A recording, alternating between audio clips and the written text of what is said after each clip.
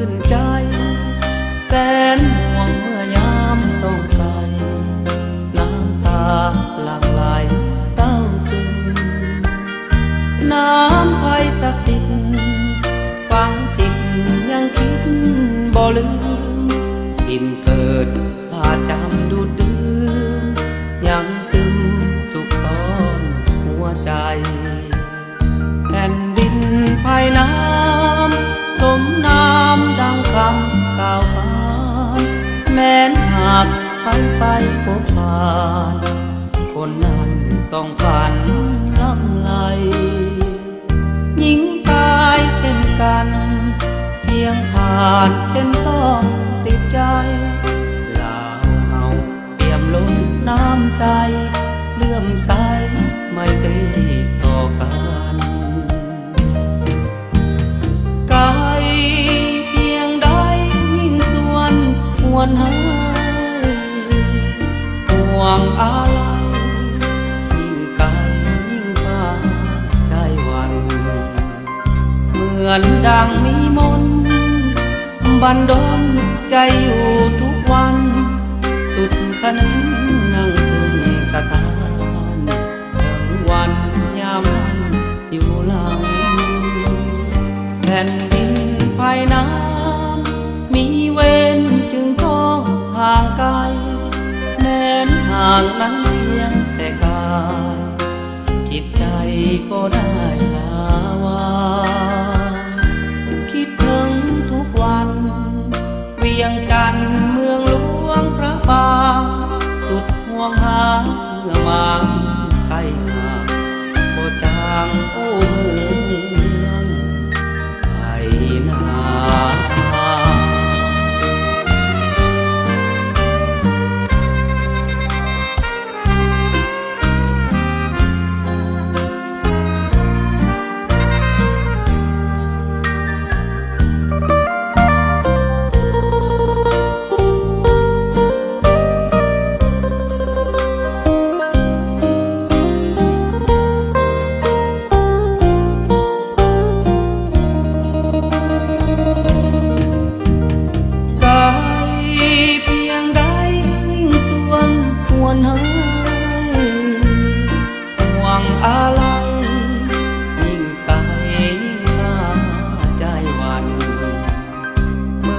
ดังมีมนต์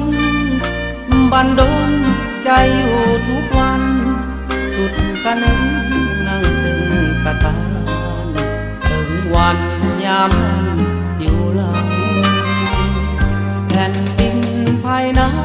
ำมีเวรจึงต้องห่างไกลแม้นห่างน้ำเพียงแต่กายจิตใจบ่ได้ลาวาง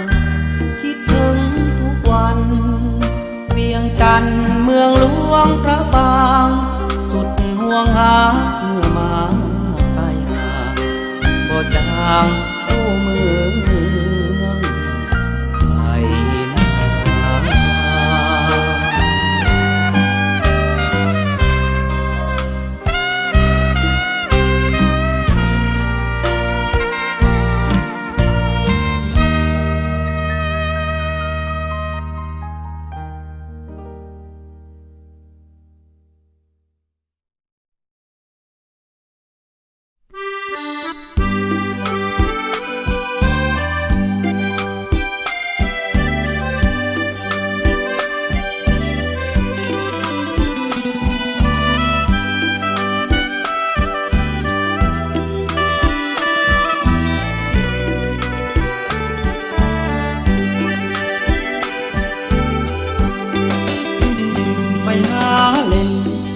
ใจเย็นก่อนนะ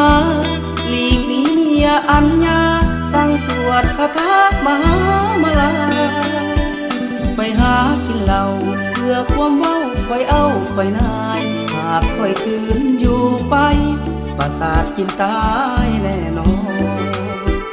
ไปหาเล่นบ่อยากเห็นหน้าเมียอยู่ใกล้กันหัวเสียไปหากินเบียร์นี้เมียงามงอนทุกแกล้งทุกเศร้าจมบ่เศร้าจนถึงยามนอนคอยละบ่อ่อนซ้อน รจะสะอ้อนวาจาด่าผัวบักทาบักผี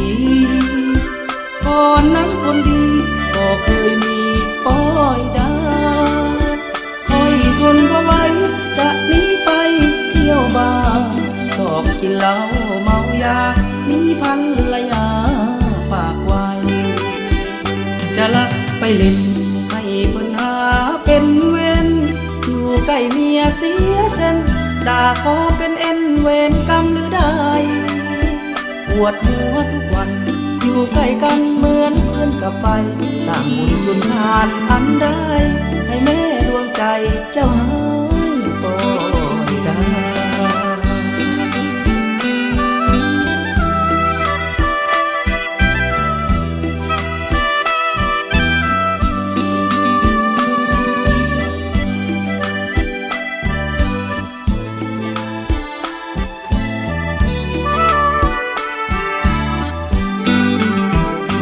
ด่าผัวบักทาบักผีก่อนนั้นคนดีก็เคยมีป้อยดาคอยทนบ่ไหวจะหนีไปเที่ยวบาร์ชอบกินเหล้าเมายามีภรรยาฝากไว้จะลักไปเล่นให้เพิ่นหาเป็นเวรอยู่ใกล้เมียเสียเส้นด่าขอเป็นเอ็นเวรกรรมหรือได้ปวดหัวทุกวันอยู่ใกล้กันเหมือนฟืนกับไฟสร้างบุญสุนทานอันใดให้แม่ดวงใจเจ้าหายปล่อยได้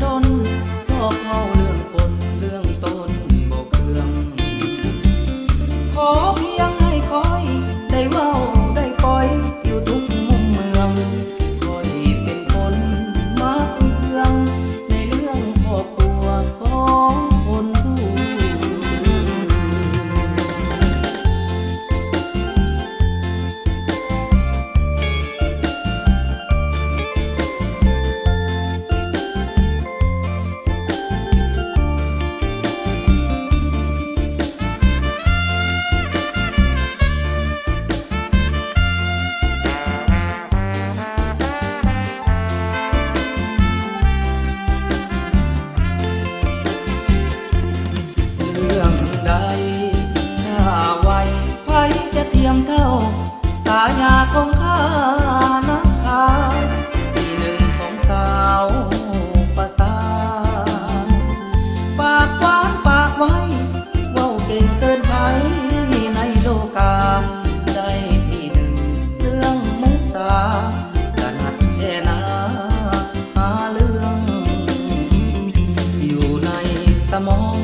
นั้นเต็มเป็นกองเรื่องของคนซอกซอกหาด้านดนซอกเว้าเรื่องคนเรื่องต้นบ่เครื่องขอเพียงให้คอยได้เว้าได้ปล่อยอยู่ทุกมุมเมืองคอยเป็นคนมักเรื่องในเรื่องครอบครัวของคนผู้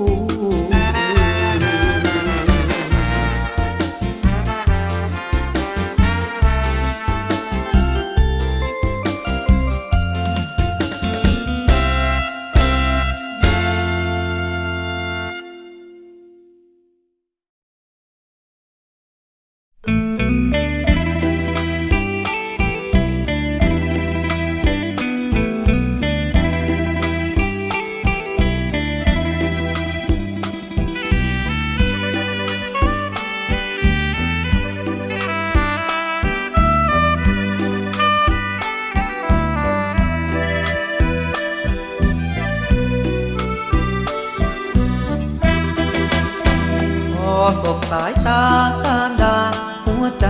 สั่นบาดใจที่นั้นแจ่มจันทร์เลิศเลอล้ำตั้งงามจริงหนอละออแท้ตาดำโอศกดวงตาว่าความปากงามน้องยวนใจพอจวบหน้าน้องเนื้อทองหัวใจอ่อนสวดส่งงามอ่อนอ่อนซ้อนต้นบันทายตั้งแสนเย้ายวนแสนปวนหัวใจสายถึกอกถึกใจดังไม้ดวงใจอ้ายไม้ปอกวนน้องกวนสายตาตกแต่งที่ท่าการดาสุดไม้ปอตั้งแสนชวนสมเตยติดจริงเนื้อทองจับจิตจับใจจริงน้องอยากจองไว้เสยสมพอเหลือบแลเห็นเนื้อเย็นน้องยิ้มให้หวานตาติดใจสามไว้สั่งงามสมขาวผ่องบัวพันถึงกันสายตาคมเป็นเงาดกดำเป็นผมตาคมบาดหัวใจ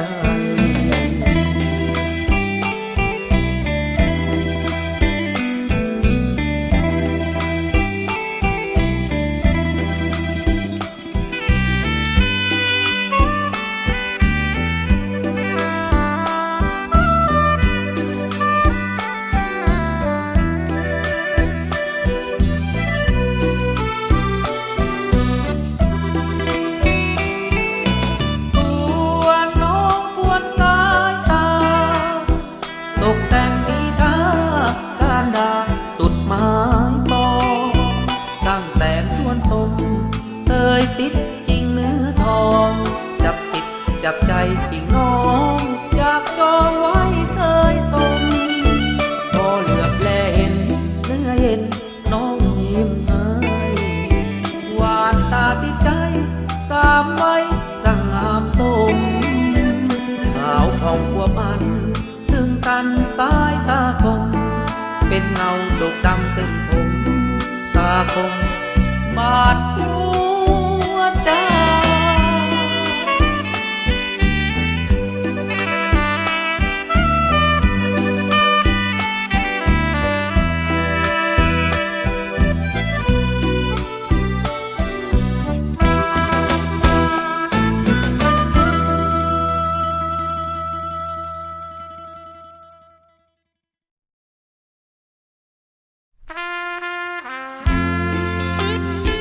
เ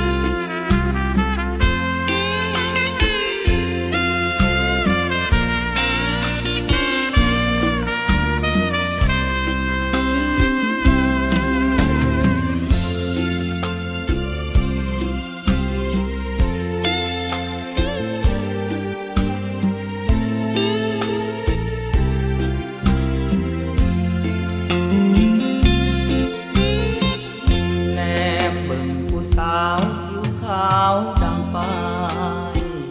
เห็นทนบ่ได้สาววัย16 ปี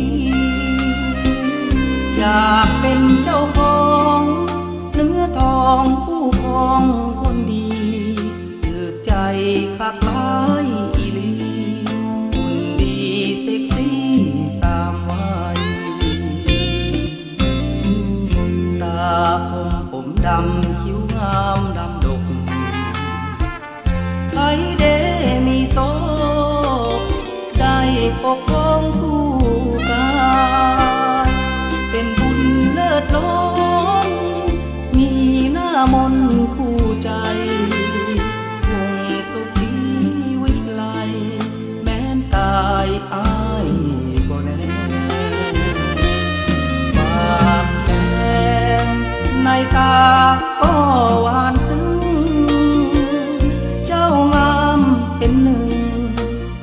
อายตะลึงยามแย่สวยงามขนาดบาดใจอ้ายหลายคำแพ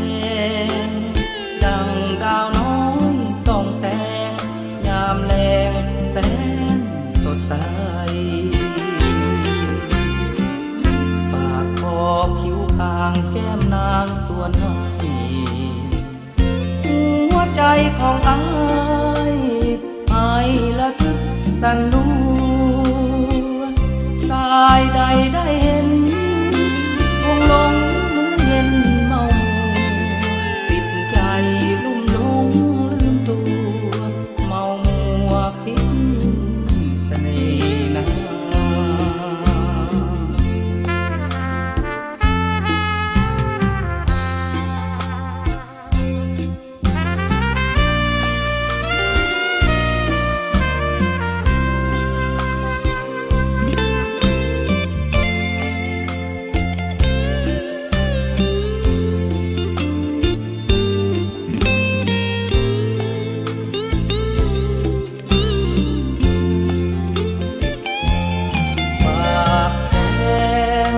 ในตาก็หวานซึ้งเจ้างามเป็นหนึ่งอายตะลึงยามแย่สวยงามขนาดบาดใจอ้ายหลายคำแพงดังดาวน้อยส่องแสงยามแลงแสนสดใสปากคอคิ้วคางแก้มนางส่วนให้หัวใจของอ้ายให้ละทึกสั่นรัวสายใดได้เห็นคงหลงหรือเย็นเมาติดใจลุ่มหลงลืมตัวเมามัวพิษเสน่ห์นา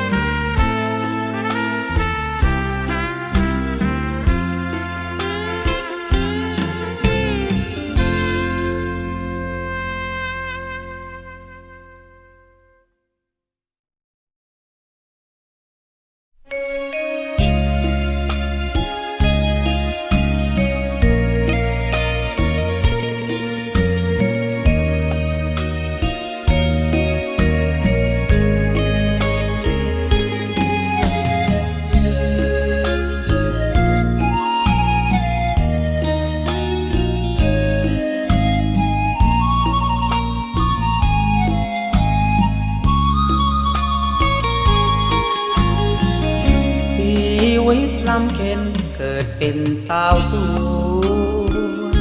สาวตื่นเนื้อนวลเตรียมตัวใส่ปุ๋ยพรวนดินสู้ทนลำบากแดดฝนทนตากหิวกินหน้าดำเหมือนก้อนดินหิวกินคงสิ้นศรัทธาหน้าที่การงานปลูกหวานข้าไทยแดดแผดเผากายสาวใดใสจะเมตตาเมียน้อง ดำตามมือนกกาสาวเขาแนงนายนะห่างตาเขาก็บ่แลสาวดินหน้าดำตำสิ้นสาวจอตัวดำมนมองน้องเมินมันสามดวงแดงหนุ่มสวนตำสักขาดคนรักเลี้ยวแลใครจะมาหักแท้เลี้ยวแลคนแลคนดำชีวิตลำเค็นหนอหนุ่มสาวสวนแดดเผาน้องนวลพ่อสวนอ้วนให้ผิวดำสาวจึงแนกหนาหัวใจอ้ายจึงละกำย้อนความจนความดำจึงซ้ำอยู่ตามลำพัง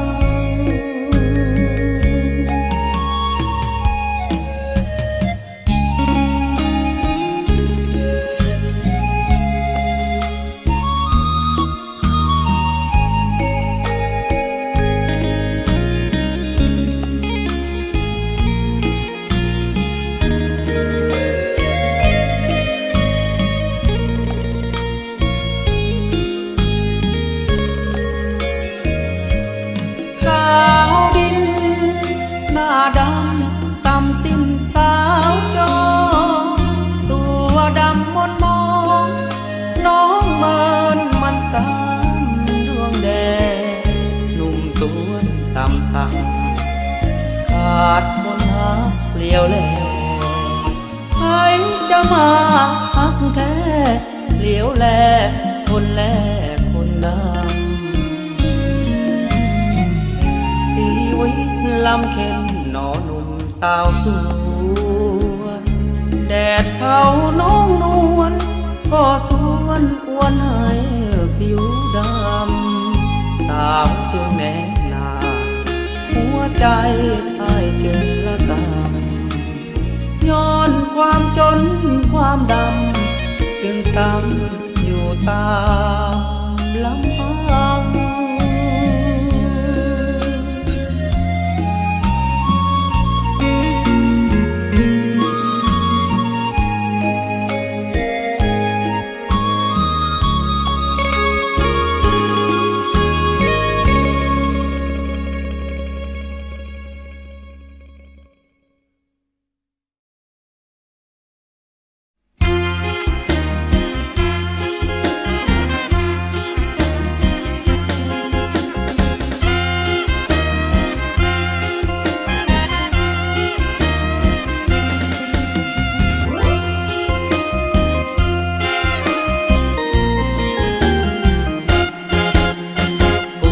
ประสาทแท้นอไผนอเป็นผู้หล่อล้อมเจ้าสั่งเย้ายวนทวนจิตจริงสาวหลอกให้หลงมัวเมาเจ้าเอาเสน่ห์เย้ายวนชวนหลับประสาทนักหนาเจ้าเล่นตาซ้ำทำท่าก่อควรหยับมาหมอแล้วหยอกล่อเย้ายวนหัวอกตันลันจวนลงเนื้อนวลวุ่นวายใจจะขาดแล้วนะควันตาอย่าฆ่าคนด้วยบุญสงสารเกิดเจ้าแม่แก้มจุนทุนอย่าฆ่าคนด้วยหุ่นแม่เนื้ออุ่นบุญลายอย่าให้ใจอ้ายซ้ำคนงามสั่งใจดำโหดหายเที่ยวเลาะเล่เอาเสน่ห์ยวนสายฮักบ่มีความหมายแจกตัวไปแก้วตาขอนำอย่าได้กระทำมันบาปกรรมน้องจะฮักอายก็จงฮักไปเลยอย่าเย้ายวนเสยๆน้องจงเอ่ยวาจาหรือจะหวังลวงอายให้หัวใจของชายได้ห่วงหาหรือเพียงหลอกผู้ชายทั่วโลการะวังไว้การด่ากรรมจะมาหาน้องปวนประสาทแท้น้องไผนอเป็นผู้หล่อล้อมขึ้นเที่ยวหาหลอกผู้ชายตกกลางคืนต้องมีแฟนเป็นหมื่นหรือจึงซื่นใจน้อง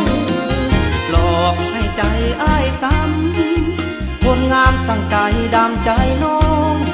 จะขอตามคนที่บาปใจสองขออย่ามีคู่ครองจนตะพองมือตาย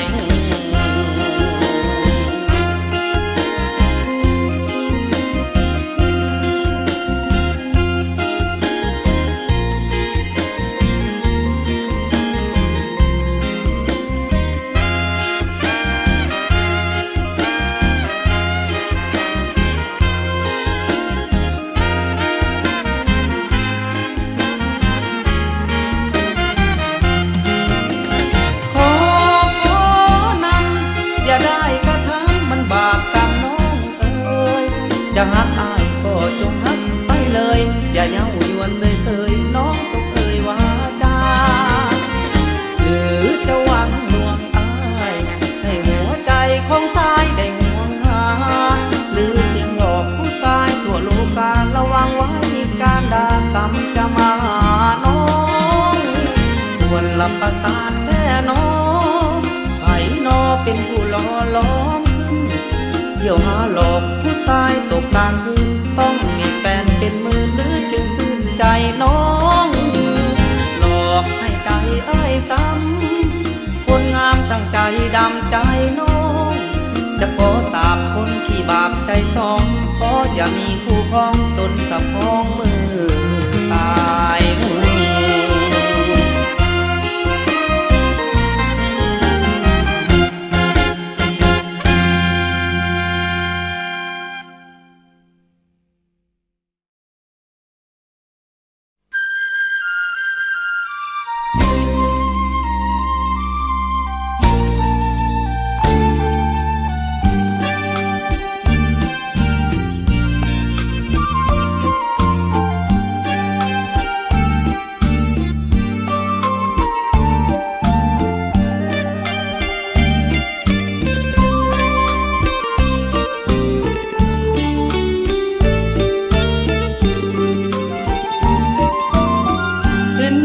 ครั้งเดียวเท่านั้นติดใจเจ็บมาลงไหลหัวใจลังจู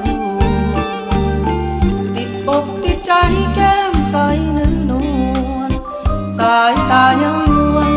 น้องควรติดใจเห็นหน้าครั้งเดียวเท่านั้นอยากจองอยากเป็นเจ้าของเนื้อทองตามวัยดุจดังนางหงส์สวดทรงวิไลเจ้างามจับใจไอ้หนุ่มทั้งปวงขอเป็นคู่นางขอตามทางผู้ควงนางซื่นสูงขอฝากชีวิตขอติดตามพวงด้วยคนยังหวังขอควงแขนเดินเห็นหน้าน้องนางมาดหวังอยู่ไหนบอกเคยหักไปมากหลายเหลือเกินพอจวบตาน้องยามจ้องเพิดเพลินหลงนางเหลือเกินแสนเพลินเมื่อแล้ว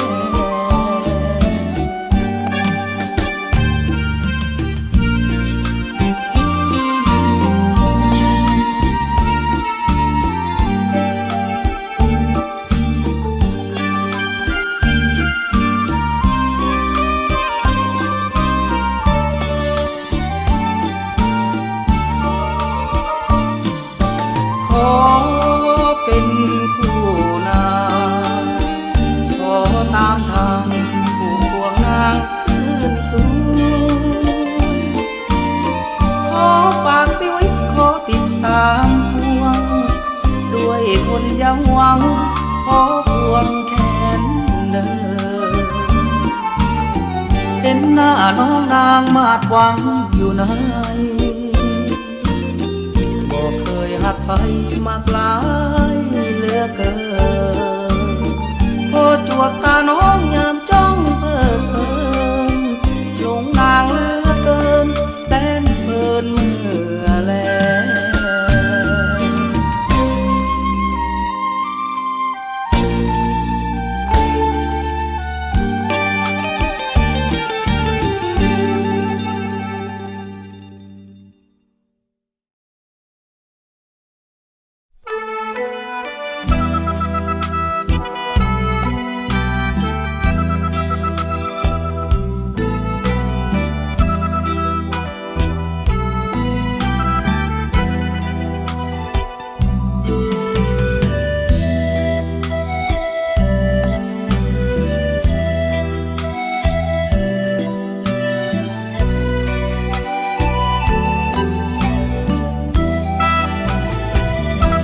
ตะเวนลงแรง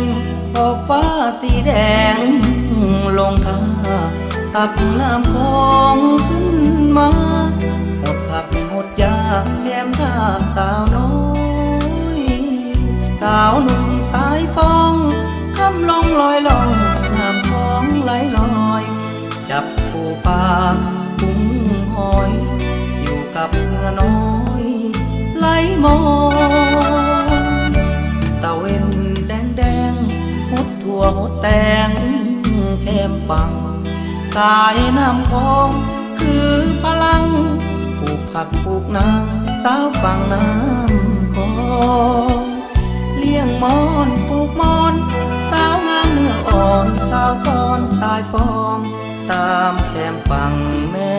น้ำคลองสาวงามจริงน้องสาวเจ้าบาดใจมาได้เห็นใจเต้นสมซื่น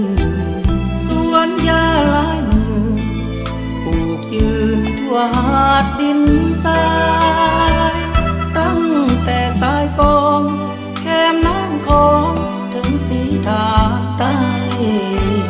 สวนยาทั่วไปงามหลายสายฝั่งน้ำคลองค่อยคำลงหาดสะดงลงลับไข่หมู่ดาราเริ่มสายเป็นแสงวับไวประกายน้ำคลองดังหนึ่งสวรรค์สร้างงามจริงอันสีฐานสายฟองอยากมีคู่อยู่ของสีฐานสายฟองสวยน้องปลูกยา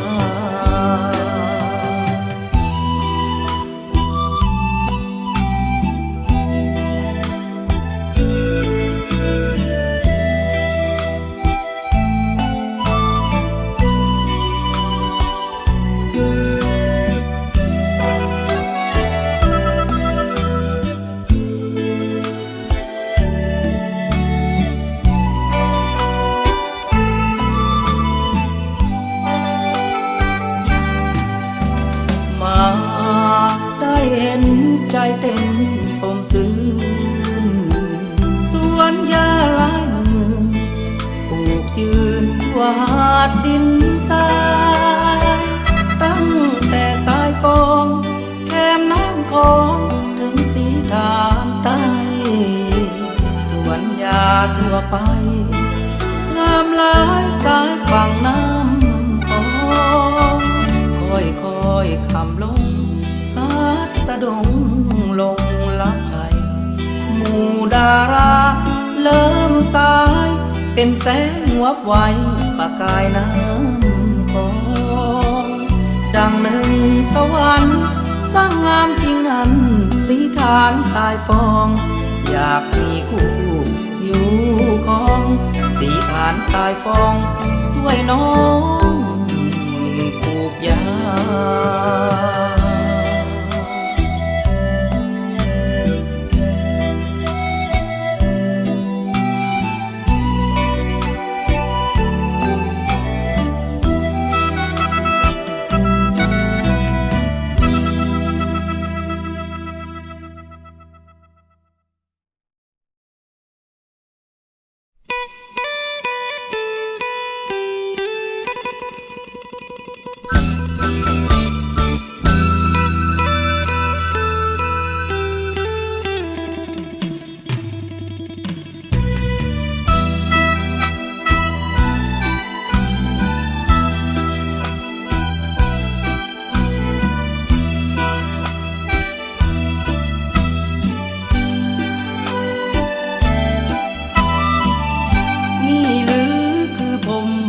คิดให้มา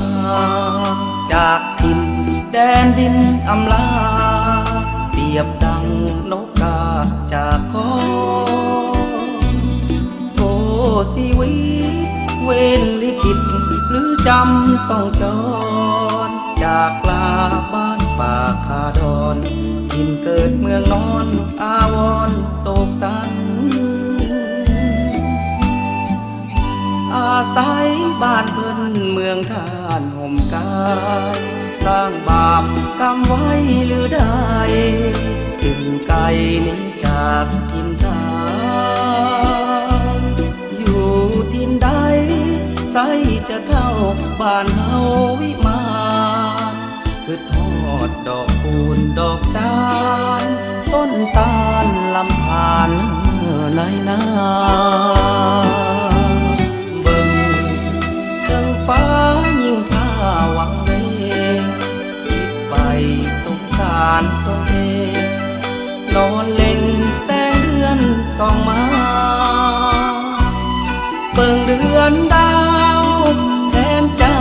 ป่าลุงอ้าวอาฝากเดือนช่วยบอกแต่นาว่าข้าคิดทั้งห่วงแสนนี่หรือคือผมลิขิตบันดลให้เฮาสาวลาวหลายคนป่าจนโผยภัยต่างแดนอยู่ที่ใดใสจะเข้าบ้านเฮาเมืองแม่จากไทยคือทอดห่วงแสนเมืองแค้นทินดอกจำปา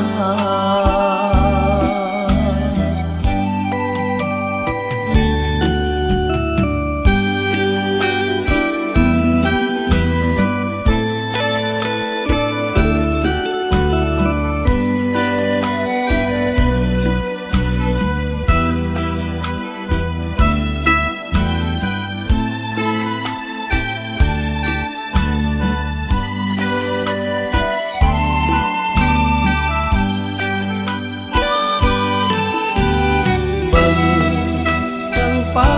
ยิ่งท่าหวังเวคิดไปสงสารตัวเองนอนเล็งแสงเดือนส่องมาเบิ่งเดือนดาวแทนเจ้าป่าลุงอ้าวอาฝากเดือนช่วยบอกแต่นาว่าข้าคิดทั้งห่วงแสนนี่หรือคือผมลิขิตบันดลให้เฮาสาวลาวหลายคนป่าจนโผยภัยต่างแดนอยู่ที่ใด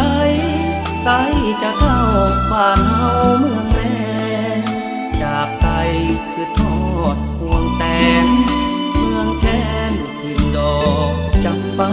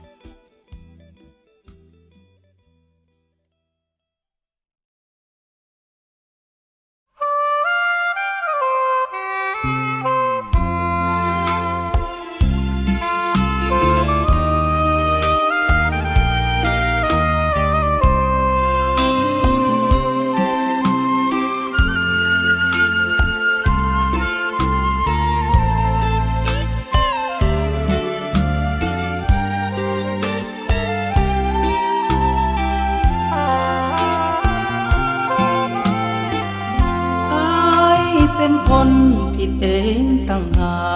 กเพิ่งจำใจจากเมียฮักลาลายตั้งแต่วันนี้เอาสองต้องห่างกันไกลเป็นห่วงจำใจฝืนลานี้ไปตามกรรมอ้ายเป็นคนสับสนทำผิดเบื้องหลังอดีตผิดต่อศีลธรรมเป็นคนวิเวณคนเหลือเด่นสร้างกรรมมีบาปจองจ กรรมตามเวรอยู่ดีเถิดน้ออ้ายขอลาขอไปตามทางที่นางสีเส้นขอตายดาบหน้าตามภาษามีเวรจำจากเนื้อเย็นน้ำตาเส้นเป็นทางน้องก็จงอยู่ดีมีสุขเจ้าจงสนุกอย่ามีทุกข์น้องนางจากกันวันนี้จงโชคดีแอวบางลาก่อนนวลนางสุขสมหวังคนดี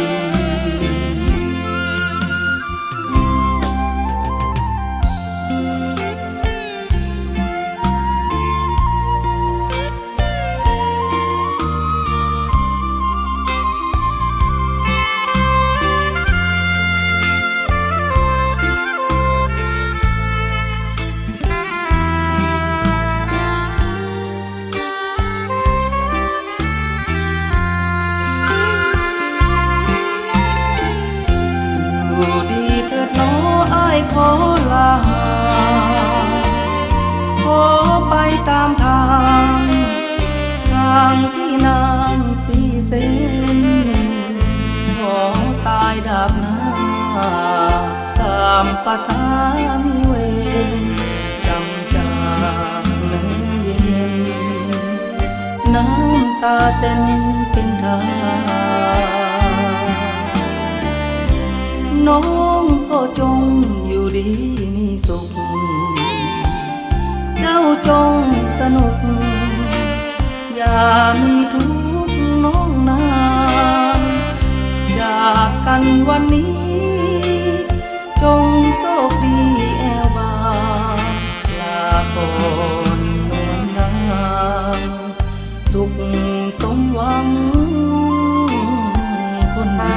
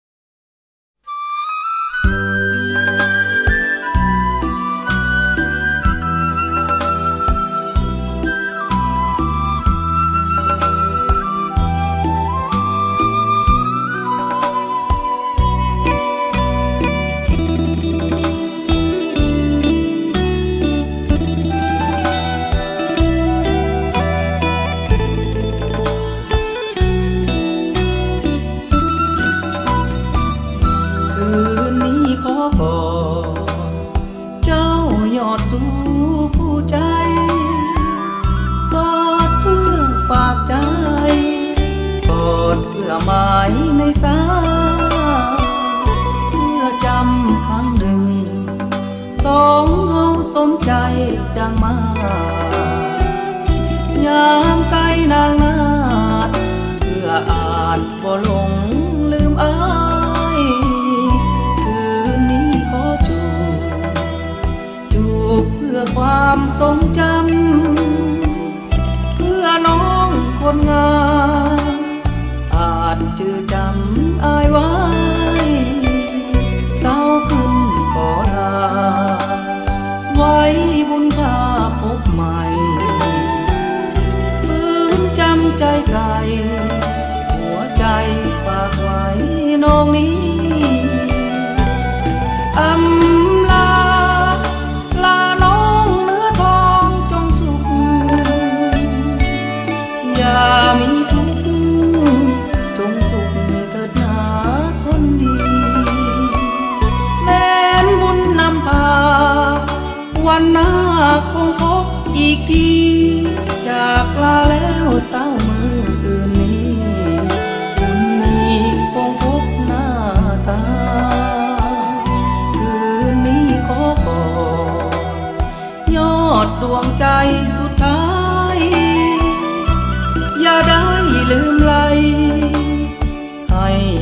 หมายจำนาอุ่นอายฝังจิตแสนเลิศล้นคุณค่าจะบ่ลืมลาแม้นสิว่าหมาย